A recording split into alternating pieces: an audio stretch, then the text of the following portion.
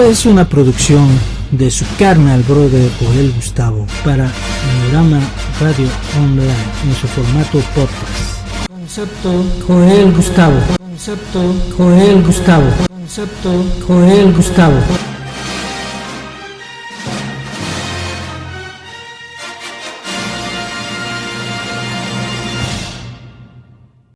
Pues qué gusto que hoy domingo haya venido tanta gente. Qué alegría por un lado, porque eso pues refleja mucho el sentido que todavía no se ha investigado a fondo del trabajo del Capitán Villama. Qué triste a su vez, porque pues este homenaje es porque ya no está con nosotros.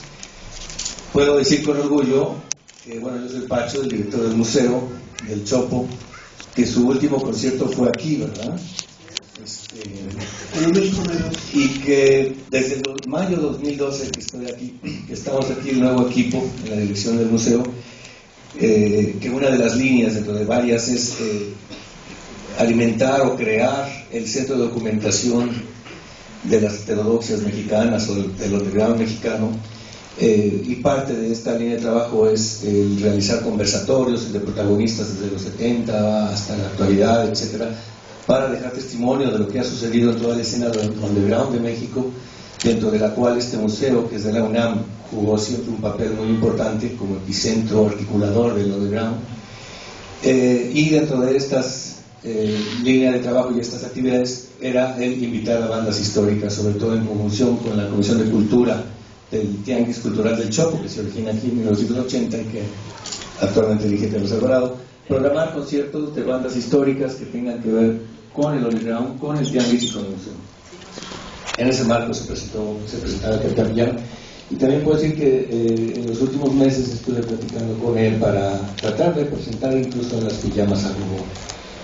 Al más difícil de convencer ya lo había yo convencido, que era el Tilarín, que iba a estar hoy aquí por hacer esta ocasión.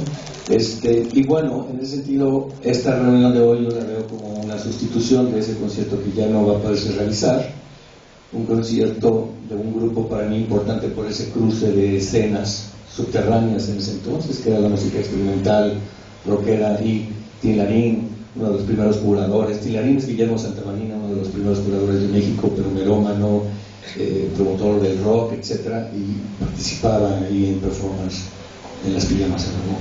Bueno, de todo esto vamos a hablar para evocar e invocar y dejar testimonio de la importancia de esta escena experimental. Hay expertos aquí al respecto sentados junto a mí, que además es, en particular, la figura del Capitán Villama fue muy importante dentro de esta escena minoritaria en términos de su visibilidad, si la comparamos con el rock en español de los 80, el rock en tu idioma, etcétera. Sin embargo, creo yo que el tiempo nos ha permitido revalorar la importancia de esta escena experimental. Aquí en el público hay varios miembros de esta escena también, y es ahí donde yo veo que está el gran valor del Capitán y de los expertos que están aquí con nosotros. A Walter Smith, yo quisiera que cada uno de ustedes se presentara. Empezamos por ti, Walter. Buenas noches, mucho gusto. Soy Walter Smith. Pues soy músico actual, te voy a tocar con Decibel. Durante algún tiempo estuve yo tocando con el Pijama, con el grupo Como México No Hay Dos, por allá por 1974.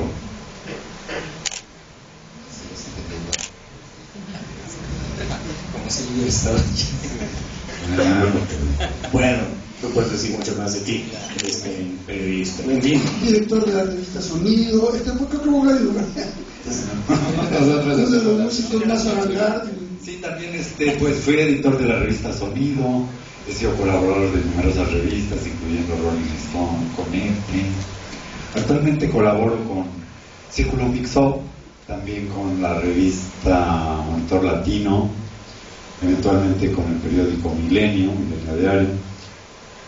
Y pues como les decía, pues estoy tocando actualmente con el grupo de Decibel, que por cierto vamos a sacar un nuevo disco en pronto, algo comercial, vamos a sacar un álbum doble, lo vamos a presentar en Vive Latino, esperemos que tengan ustedes por ahí.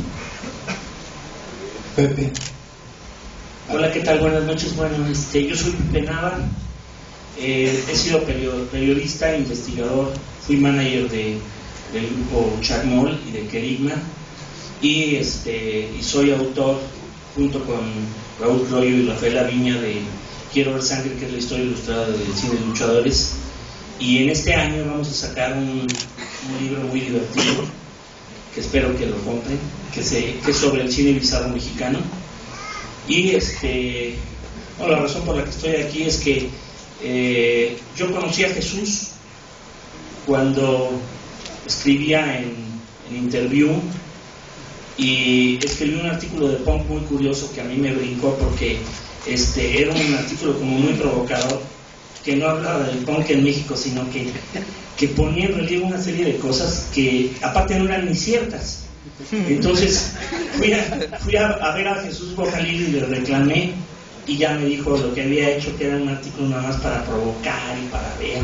Nos hicimos muy amigos, y cuando Chacmol tocaba en 1980 en la Carpa Geodésica, ellos tenían el concepto del Escuadrón del Ritmo, y me pidió que si era factible que pudieran abrir los conciertos de Chacmol, y fue el único grupo que abría los conciertos ahí en la Carpa Geodésica para un grupo de rock que ya estaba firmado y todo eso, y que aparte recibían una paga. Esa paga casi le invertían en un pollo que luego, el pollo hervido, que luego lo cortaban, lo hacían primero bailar y luego lo sacrificaban al final. Y pues a Jesús lo seguí con todos sus proyectos, sobre todo las pijamas a Hugo, que ahorita me estaba platicando Walter, que a lo mejor tenía algo de las pijamas a Hugo. A lo mejor yo recuerdo que cuando saqué las fotos, que yo creo que son ahora históricas, de Gandhi, porque tocaban en Gandhi, saqué un juego de fotos y llevaba una grabadora Sanyo viejita que no la conservo, donde grabé a Chacmol, y seguramente también grabé ahí al Escuadrón y a las pijamas a Hugo. Entonces eso vamos a hablar ahorita en un ratito. Le paso el micrófono. Bien. Bueno, yo soy David Cortés, también durante muchos años he estado escribiendo en periódicos, investigando. Soy autor de un libro que se llama El Otro Rock Mexicano. Procuré dar cabida de toda esta escena donde, de decir las cosas que gente como Walter o como Carlos no son capaces de decir en público, como que Carlos fue miembro de un grupo fundamental, parteaguas en la historia del rock mexicano como Chacmol, o como Walter, que se le olvidó decir que fue 3 veces le dio vuelta al rock mexicano, la primera con Decibel, la segunda con Sais, la tercera con Casino Shanghai, que además Decibel es uno de los pocos grupos que en el mundo ha sido objeto de que se edite toda su obra completa, cuando en Israel en la Mio Records hizo una compilación completa, y ya ven, así siempre hace lo mismo, o sea, siempre se agacha, pero yo lo reconozco a los tres, porque eso sí soy menor que ellos, aunque no parezca, pero los tres han sido de alguna manera yo los respeto mucho. Entonces, eso es lo que yo quería comentar. Bueno, se trataba que cada quien se presentara a sí mismo. Yo tengo que decir también que David, que es el libro del Otro Rock Mexicano, si no lo ha leído, búsquenlo, que creo que ya no se encuentra, pero es un gran libro, y a mí en lo personal me abrió mucha información que desconocía en cuanto a esta escena tan propositiva y tan renovadora y innovadora, a pesar de que no se conoce tanto, ¿no? Pero no se conoció en su momento. Carlos. Hola, ¿qué tal? Buenas noches, yo soy Carlos Alvarado, músico y compositor. En los años 70 conocí a Jesús Bojalil a través de Walter Smith.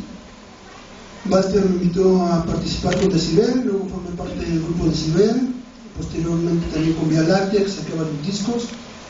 Después hicimos una banda que se llamó Chacmol, que después Tony Rayola, Beto Escopio, Ponte Alvarado, etcétera, etcétera, etcétera.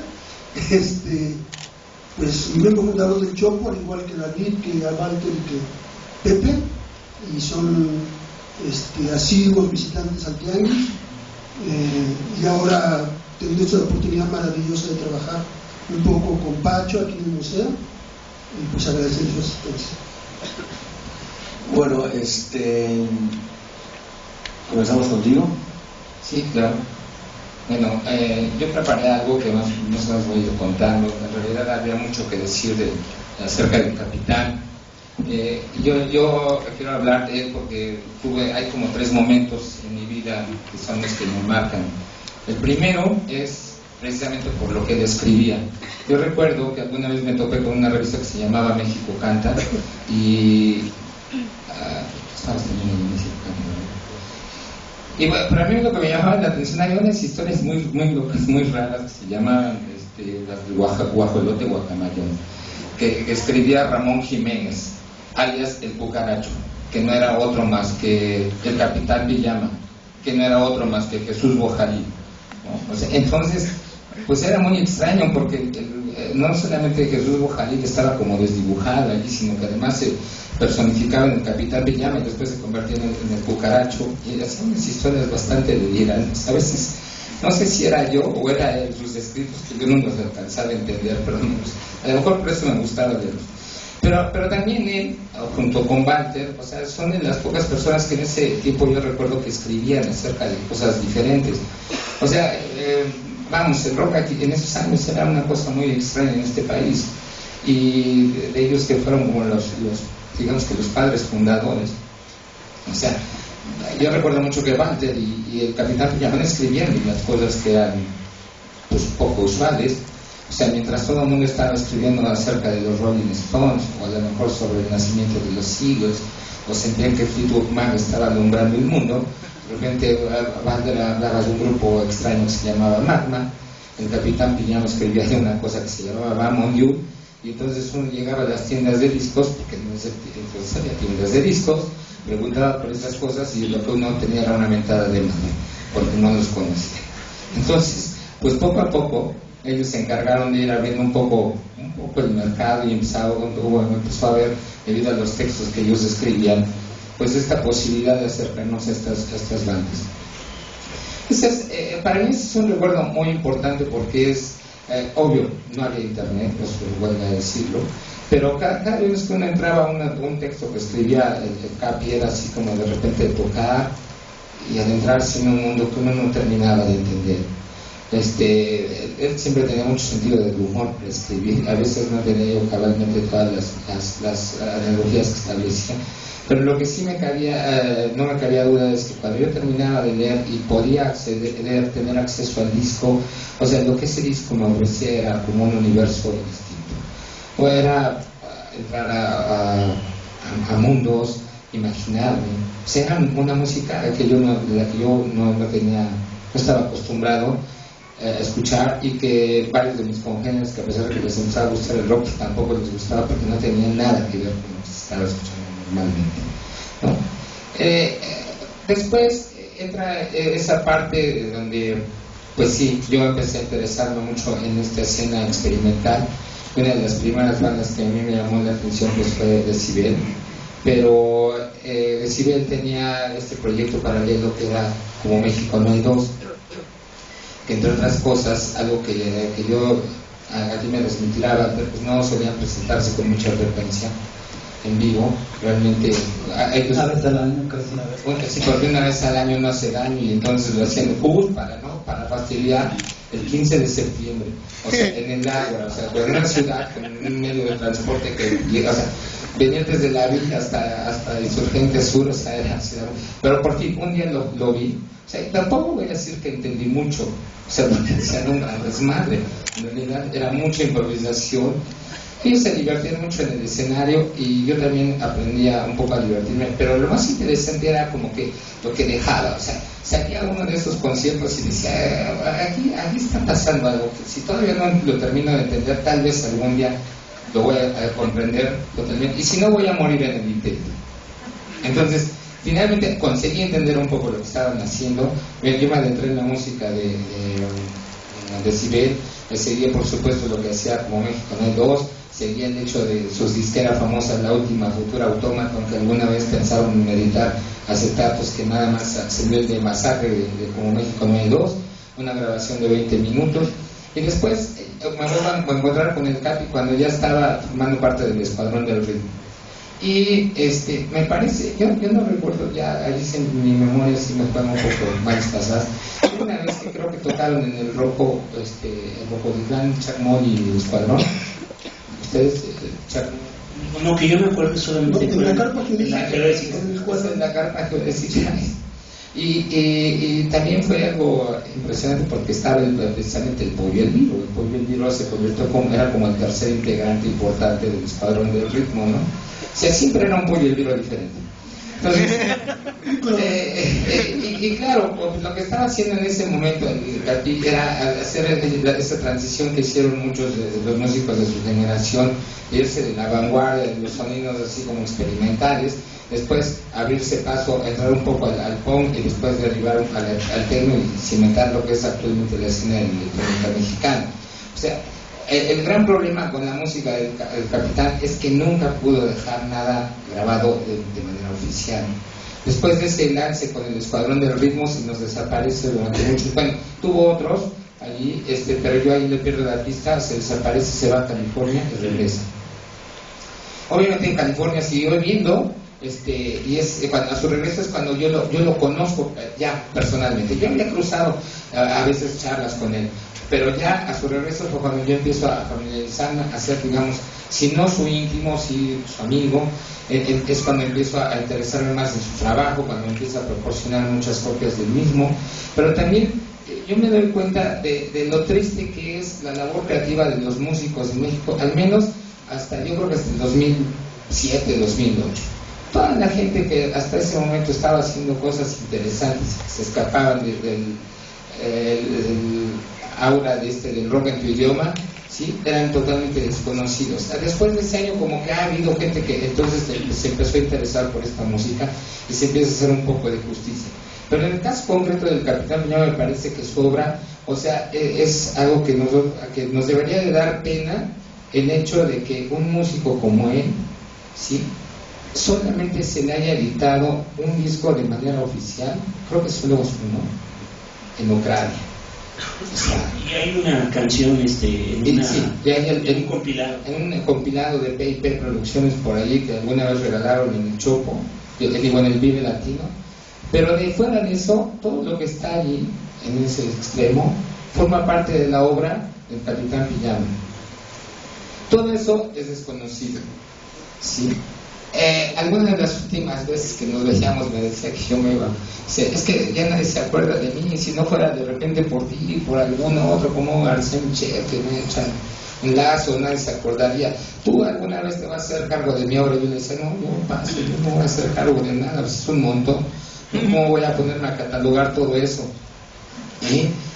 Pero lo que me parece terrible es el hecho de que un músico que haya dedicado su vida a abrir brecha en un país bicicletero como era hace muchos años y como lo sigue siendo por momentos, no haya obtenido ni siquiera ese tipo de apoyo como para poder editar un disco. Les decía yo, aparece en Ucrania, o sea, primero hay que saber dónde está Ucrania. Y después, el desmadre es todavía el tipo que los vende allí todavía quiere que le mandes el dinero en un sobre cerrado y así. O sea, dices, no manches, en tiempos donde ya puedes comprar por tarjetas de crédito, PayPal, y tú todavía quieres que te compre así. Pero eso es lo lamentable. O sea, mejor, como el caso de él, como el caso que yo decía de Esquivel, como el caso de otros músicos mexicanos, ¿sí?, que han tenido que grabar o que se les ha grabado fuera, ¿sí?, porque aquí nadie los ha pegado. Desafortunadamente el Capi hoy no está. Yo creo que si viera cómo está el lugar estaría muy feliz, estaría echando desmadre. Yo creo que ahorita, yo no platico más cosas porque si no vamos a acabar lo que tengo que platicar ellos también, pero yo creo que es una buena manera de recordarlo a escasos 3 meses de que se nos haya ido. Pero lo más interesante es saber qué es lo que vamos a hacer con su trabajo para difundirlo, para que sea reconocido, para que se le dé el lugar que él merece como un pionero de esta escena que es de la música electrónica mexicana y que inspiró a muchos otros músicos a seguir por ese camino. Eso es lo que yo quería comentar acerca del camino.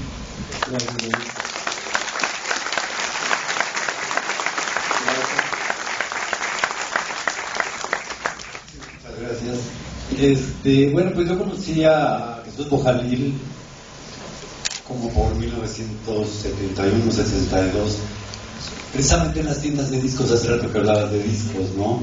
Entonces él era, al igual que yo, éramos coleccionistas de discos incansables, siempre andábamos buscando los discos más raros para escucharlos, escribir sobre ellos y tal.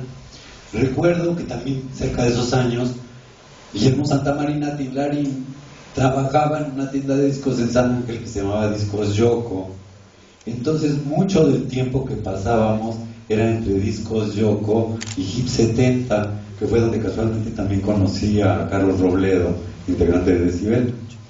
Entonces, bueno, pues conocí yo a Pijama ahí en Discos Yoko, y pues era la cuestión de compartir ese gusto por la música, de ver, mira, ya salió este nuevo disco de Roxy Music, o que salió este de Faust, en fin. Entonces, sí tienes razón de que era difícil encontrar estos discos, pero a la vez sí había manera de conseguirlos, por ejemplo, a través de Yoko y Hip 70, de una manera un poco, digamos, elitista si quieren, pero existían. De hecho, tanto Jesús como un servidor hacíamos las listas para Hip 70 y lo mismo para Yoko, de los pedidos, porque esos discos se traían de Los Ángeles, una distribuidora que se llama Gem Records, los traían en el catálogo, y pues ¿qué traemos? Entonces Jesús y yo íbamos ahí con la cuñada de Armando Blanco, con la Tato, y le decíamos, mira, pues este disco y este disco, ¿no? Entonces, así era como llegaban estos discos a México, ¿no? Carmen caros, luego al rato me va a regañar Pepe, pero... No, eran muy caros, pero bueno, sí llegaban. Y me refiero de que así fue como yo conocí a Jesús, a través de este gusto por la música. Ya cuando, por alrededor de 1974, cuando empezamos a armar Decibel, también surgió la idea de hacerlo de Como México. Si de por sí Decibel siempre ha incluido mucha improvisación y caos, pues Como México no hay dos, era eso pero al cubo, ¿no? Que la base alrededor de todo eso eran las ideas de Capitán Pijama, sus textos, que claro, como mencionaba mi amigo David, pues tenía él un humor, yo he dicho cáustico, un humor negro, fuerte, pero al mismo tiempo yo lo siento como inocente, como juguetón, o sea, no era, porque no era realmente depravado ni malvado, era como juguetón, como de chiste, ¿no? Entonces, y eso, ¿mandé? Y blanco, sí, por eso digo inocente. Entonces, si se ven todos los títulos de sus discos, como La Neta de la Corneta, cosas así, parece fuerte, pero a la vez es algo muy inocente, es un juego de niños, ¿no? Entonces, esos títulos, todo esto, nos hace pensar en la manera muy sui generis que tenía de ser el Capitán Pijama. Y pues como pueden ver, como lo ha mencionado también David, ahí están algunos de los discos, porque hizo más de 40 discos, algunos de los cuales editó él mismo en su propio sello, que les hacía sus portadas y todo. Muy padre, digo, algunos tuvimos la fortuna de todavía de tenerlos, de que, bueno, en mi caso a mí me regaló algunos, pero digo, pues también él se daba sus vueltas en el Chopo y creo que algunas gente se los compraron. Entonces, bueno, pues son unas joyas realmente, porque es una verdadera pequeña obra de arte, ¿no? Pero es artesanal, pero yo diría que de obra de arte porque es muy completa, incluye la cuestión visual, incluye la cuestión musical y también la cuestión literaria, porque pues no puede separar uno al personaje del Capitán Pijama como músico, también de su parte como escritor.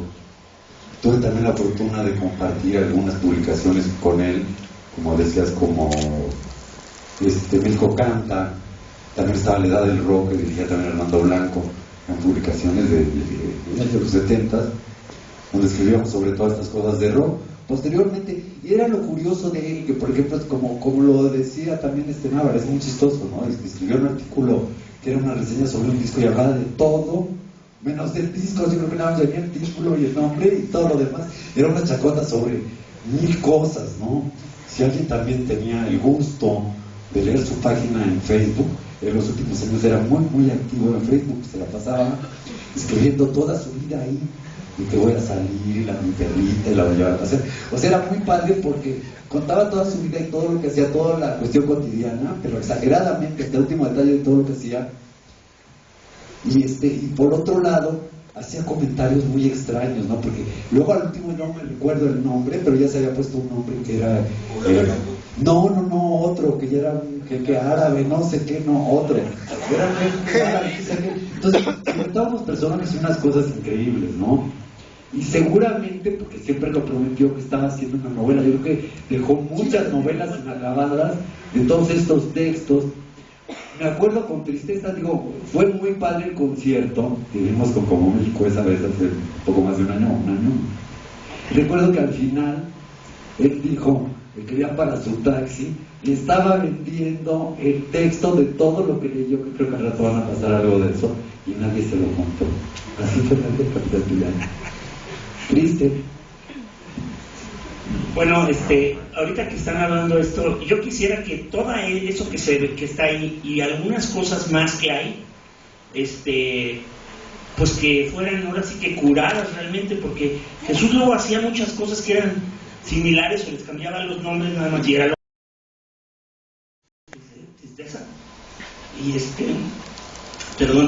y me sorprendí porque empecé a buscar todo lo que tenía de él y me hallé cantidad de material. Y yo me acuerdo que siempre cargaba con una cámara y le tomaba fotos, y yo estoy seguro de que por ahí debo tener algunos casetos. Voy a buscar porque hay unas cajas que tengo ahí guardadas que pues hay que pasarlas a digital y eso, pero hubo una época, y aquí me va a ayudar Alex Eisenrings, que está aquí, que tocaron en el Coyoacaf varias veces. Yo tomé fotos, de hecho en una de las tocadas tocaron creo que una pieza porque se pelearon y ahí se acabó. Era un concepto de mamá cachilimba o algo así, o algo de Acapulco. Había un no era de Acapulco Tropical, era otro Acapulco, Intriga en Acapulco, algo así. O sea, porque cada semana le ponían nombres diferentes de repente al concepto que tenían, pero las 2 veces que yo, o 3 que fui al Coyoacaf, que saqué fotos de todo y que se las voy a pasar aquí al compadre Skateboard para que las suba a Facebook o las pongan en alguna publicación. Ahí están muchas fotos de Alex con el Capitán, sale Walter, está Charlie Rodríguez, casi todos, porque eran como happenings electrónicos a lo que uno iba ahí, ¿no? Entonces, ese café estaba justo en Avenida Coyoacán, casi esquina con Félix Cuevas, enfrente del ISSSTE. Y hay toda una serie, por lo menos, de testimonios fotográficos de las tocadas que ahí hacían. Pero aparte el Capitán, yo no sé dónde sacaba el dinero, pero siempre compraba unos discos impresionantes y tenía la característica de que les ponía una numeración el Dimo. Con Dimo. Entonces, cuando algunas veces, incluso aquí cuando comenzó el Tianguis del Chopo, justamente aquí a la entrada del museo, por donde todos entraron ahorita ustedes, una vez llegó él en su carro y bajó un par de cajas de discos, porque de repente vendía sus discos y eso, bajó un par de cajas, entonces puso la primera caja. Toda la gente que estaba ahí afuera, porque el tianguis se ponía a lo largo de la calle, vio que era el Capitán Pijama y que estaba llevando discos para vender, y entonces, así como en términos de la NFL, era como balón suelto y todo el mundo se aventó a la primera caja. Entonces, mientras todo el mundo estaba sacando los discos y viendo y poniéndose de acuerdo, bajó la otra, a la que nadie la peló, y entonces yo tuve acceso y me llevé discos de Frank Zappa. Creo que ahí estaba lo mejor, pero eran cosas que pasaban en ese tiempo muy chistosas, ¿no?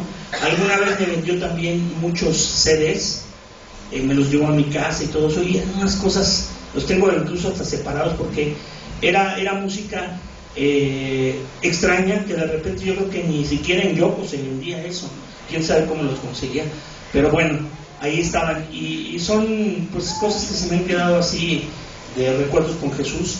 Muchas veces lo fui a ver a su casa ahí por Avenida Universidad, y me dio mucho material, y ahora veo en YouTube que hay subidas muchas cosas tocadas, y eso, hay cosas contigo y con otros músicos, y lo bueno sería ahora sí que clasificar todo ese material, jerarquizarlo. Y yo creo, Pacho, que a lo mejor el museo debía sacar una edición de todos esos discos y venderlo. Digo, venderlos a un precio accesible. No, porque sí está. De repente muchas cosas de esas no se pueden nunca, o sea, o las tiene una derechos, otras, Y bueno, aquí el rock mexicano es muy especial porque aquí se pueden hacer 20.000 cosas, pero a la hora que alguien saca un disco acoplado, y si no le dio el crédito a alguien, pues vienen las demandas, o no se pueden sacar las cosas. Ahí están eternas las cintas de Rodrigo porque la hermana y Amanditita no se ponen de acuerdo, y las cosas legales no pueden salir, ahora sí que legales, ¿no? Y ahí están. Entonces tiene que haber un precedente como con el trabajo del Capitán Pijama, como con Rodrigo, pero un precedente que primero salga en una edición original. Ya se sabe que luego los piratas van a agarrar todo el sonido, se van a robar el sonido y eso, pero lo que no van a poder robarse es el concepto de cómo va a ir empacado y todo eso, y creo que sí vale mucho la pena eso, ¿no? Ese es mi punto de vista, y yo lo que tenga del Capitán lo voy a compartir, a donar, pues, o a donar para que se conozca. Lo mismo que con Rodrigo, porque luego me traen loco porque ¿qué pasó con las cintas y eso? Pues no las he sacado porque si salen fuera de la ley, así entre comillas la ley, se mete uno en problemas, ¿no? No hay que ser gángster, nada. Entonces ahí están esas cosas. Gángster contra chavos, ¿no? Y se puede enseñarte eso, Pepe. Charlie, por favor. Ahorita vas a hablar. Lo importante sí es que quede, como dices tú, un legado de eso y que se clasifique toda la obra. Y bueno, a lo mejor que se saque, no sé, una serie de discos, ¿no? Primero hay que ver todo lo que hay, porque ahí hay una parte nada más de todo lo que hacía. Yo tengo unos cassettes que me regaló, numerados, les hizo las portadas y todo, de lo que hizo en Santa Bárbara. Pero pues hay que primero ver si no es lo mismo que ya está ahora en digital, ¿no? Pero bueno, de todas maneras, es un tipazo. Yo creo que no hay que ponernos así muy tristes. Yo creo que ahí arriba ya debe estar organizando algo. Y lo bueno es que quede un legado, no solamente, digamos, del material del Capitán Pijama, sino del queso sagrado, de Mamá Cachimba, de Pijamas Algo, de todo eso, que yo creo que sí hay material. Al menos yo mi material sí lo voy a poner a disposición sin problema. Gracias, Pepe. Bueno, lo que está mencionando Pepe está bueno.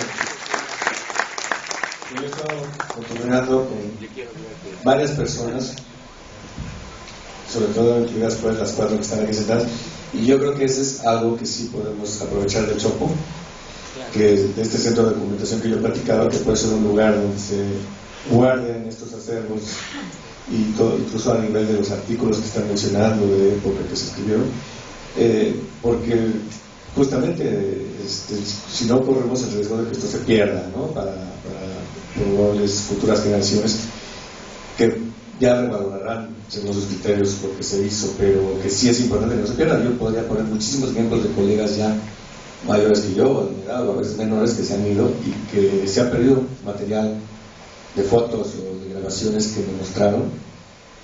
Ahora estoy pensando en Silvestre Méndez, el mongocero de Tongolele, que fue el mongocero de Tintán en la película del Rey del Barrio, ahí en esta escena donde se le cae la tumba a él y sigue sonando el audio y él se recoge. Llegó a Nueva York con Tongolele a tocar con Dizzy Gillespie, en fin, no vamos a hablar de esto hoy, pero de hoy es lo frágil que es esta memoria, ¿no? Entonces casi los comprometo a los 4 a ser los curadores de este material y ver de qué manera el Chopo podría haber. No, es que sí es un trabajo no solo de talacha, sino de reflexión, que ustedes son los que tienen ahí como el conocimiento de las herramientas. Carlos. Bueno, haciendo un paréntesis, hicimos que acepten todos antes. En el Centro Cultural del Chopo hicimos una donación, trajimos todo el material, yo lo traje personalmente para que se digitalizara y estuviera todo esto, ¿no? Realmente, y como esto podríamos hacer varias bandas como Decibel, Charmol, etcétera, y realmente guardar todo esto aquí en el museo, ¿no? Es triste muchas veces que aquí en el museo no hay fotos de todos esos conciertos, que son, digo, de finales de los años 70 que estamos tocando aquí, no hay nada, ¿no? Entonces sí es bien importante tener esa documentación visual. Todos los conciertos que hemos hecho se han grabado, están aquí. Los 2 últimos conciertos de Jesús fueron aquí en este recinto, ¿no? Primero, bueno, lo último que se ha hecho aquí ya está grabado, guardado, el video, etcétera, y ya quedó en el archivo. El tema es lo anterior, ¿no? Sí, guardado con candado. Se puede hacer una exposición nada más de todas las fotografías que existen de los conciertos y de todos los grupos que pasaron aquí, que yo creo que sí hay una memoria de eso, ¿no? Bueno, un catálogo. Comprométete. Yo me comprometo. Todo el periodo de Chuck Moll, yo lo tengo registrado en fotografías con el Chopo a reventar, y cuando empezó, cuando tenía muy poca gente, aquí tocó Rodrigo, tocaron, bueno, ustedes eran aquí asiduos, ¿no? Pero verlo por época, eso es muy padre. Y había, de verdad, yo recuerdo que estaba Jorge Pantoja, aquí está su hermano, y aquí presentó Chuck Moll el Galicia Digital, y las colas llegaban hasta el eje, era increíble. Y le dije, ¿por qué tanta gente hizo? Dice, porque Chuck Moll, y se presentó ese concierto y había puñaladas por entrar, y lo filmó. De hecho, hay un registro de televisión como de 2 minutos que también lo podemos usar y eso, pero casi todo eso está documentado en fotos, incluso los conciertos, los concursos que se hacían aquí de rock están grabados, están grabados, y hay fotografías increíbles. Y yo recuerdo que había un grupo que se llamaba Los Charros, que eran unos verdaderos terroristas, que saltaban con machetes, así como los de Atenco, supongo. Y una vez le metieron un susto a Juan Villoro porque le aventaron una paloma y luego saltaron con un machete, así yo creo que para que amarrar su voto. Bueno, pues ahora sí, yo conocí a Jesús Bojadilla en los años 70, y luego a través de Walter tuve oportunidad de tocar con Como México no hay dos. Fuimos buenos compañeros, buenos amigos. Cuando él vio a finales de los 79 más o menos, yo tenía en esa época una buena colección de sintetizadores, y aquí en México ya se empezaba a vender el Grumman, el Korg, y lo conecté en una casa de música, se llamaba Casa de Música en San Juan de Letrán, para comprar un Korg y todo. Y él tiene una buena colección de LPs, que como decía Pepe, traían su Dimo, y aquí en 1980 empezó a vender sus discos de una manera extraordinaria, porque eran joyas verdaderas y las vendía a buen precio, y lo hizo precisamente para comprarse una buena colección de sintetizadores, los Korg, el Korg MS-10, el Korg MS-20, el orquestador Grumman, etc. Tuve la oportunidad de participar con Como México no hay dos. La primera vez que yo me acuerdo que tocamos juntos fue con Como México, pero luego ya cuando con Chuck Moll nos abrieron con las pijamas a Gogó en el Tecnológico de Monterrey, que estaba ya hasta el norte, la Pájara Peggy, Tingarín y el Capitán. La Pajarita. Posteriormente hicimos una buena amistad. Pepe y yo muchas veces fuimos a comprarle discos allá a Avenida Universidad, donde tiene un departamento, y pues realmente nos vendía para comprarse más teclados, comprarse más cosas. Fue una persona un muy buen amigo, una persona leal, con un humor realmente increíble. Pasábamos horas platicando y te morías de risa. Realmente aquí en el Chopo siempre fue muy querido por todos. Fue miembro fundador también del tenis, porque vino desde el principio del tenis del Chopo, y sus discos eran peleadísimos, al igual que los de Walter. Walter tiene una super colección también de discos que malbarató o bien barató aquí en el museo. Igual Charlie, Pepe todavía tiene una muy buena colección. Yo nomás quiero decir una cosa que hay que aclarar del Capitán. Era tan famosa su colección, que está diciendo Charlie, y tan famosa por los dimos, que luego mucha gente empezó a ponerle a sus discos Dimo y los hacía pasar como los de la colección del Capitán. Era increíble, decir, ya no sabíamos si tenía el original o si era clon, o si era un disco nada más con el Dimo de color verde puesto, ¿no? Y tocó en muchos lugares, en el Tecolote aquí en Sullivan, me acuerdo también, que era, sí, el Tecolote, se llamaba así, ¿no? Centro Cultural del Tecolote, ¿no? Está enfrente del Monumento a la Madre, que era donde platicamos hace rato Pepe y yo. En el Jabalí, ¿cómo se llamaba? El Foro del Jabalí. Recreo del Jabalí de Jorgito Reyes. Ándale, Jorge. De la UNAM. en la UNAM, desde luego, tocó muchísimas veces, y fue, pues, influenció a muchísima gente.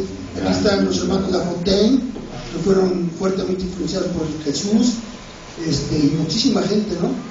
De las últimas gentes que influenció y que patrocinó fueron los teporinos, que van a tener el gusto de escuchar al rato.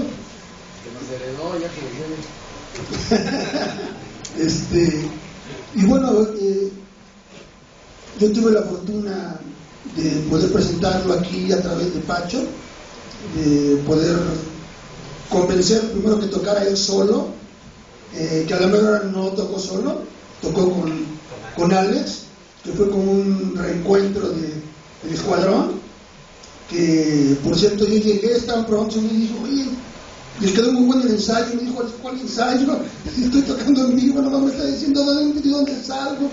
Uf, ya tenían una conexión muy padre, ¿no? Ese concierto estuvo memorable, muchos gags, se puso una peluca, etcétera, etcétera. Y luego convencerlo de que se llevara a cabo aquí como México no hay dos, que se logró. Hicimos un concierto memorable, realmente mucha gente que participamos como México, y tocamos aquí en 2 sets. Y posteriormente, en la última tocada que toqué aquí yo con Vía Láctea y Luz de Riada, no iba a ser Luz de Riada, realmente iban a ser las Pijamas a Gogó y Vía Láctea. Ya estaba todo, ya hemos quedado, etcétera, etcétera. Pacho estaba de acuerdo. Pacho después que me dijo, consíguete las Pijamas a Gogó, hay que documentar, eso es bien importante. Ya habían quedado, no sé qué pasó al final, ya no tocaron. Eso fue un domingo. Al siguiente día, el lunes, fue cuando me dice, si se hubiera llevado a cabo esa supuesta tocada, hubiera sido realmente su última tocada. Pero bueno, así son las cosas. Recordarlo ahora, pues con este homenaje, realmente me siento orgulloso de haber podido organizar esto junto con Pacho, y haber juntado a grandes amigos desde Walter y Charlie, que fueron cómplices desde los años 70. Lástima que no vino el Tinarín. Pepe, que también hubo muy buena amistad, David, que descubrió bastante cosas con él, el tocayo Carlos Vivanco, que en este último como México no hay dos, aquí también estuvo con nosotros. Entonces, pues ahora qué mejor homenaje que con la gente que lo escuchó, que lo tuvo por el Facebook, que vio sus comentarios, que todo eso. Y nosotros tuvimos como amigo y como músico, este es el mejor marco que podemos hacerle para rendirle este homenaje. Y qué mejor que un fuerte aplauso, primero que nada a Pacho por brindarnos este espacio, y desde luego pues al Capitán Villado. Muchas gracias.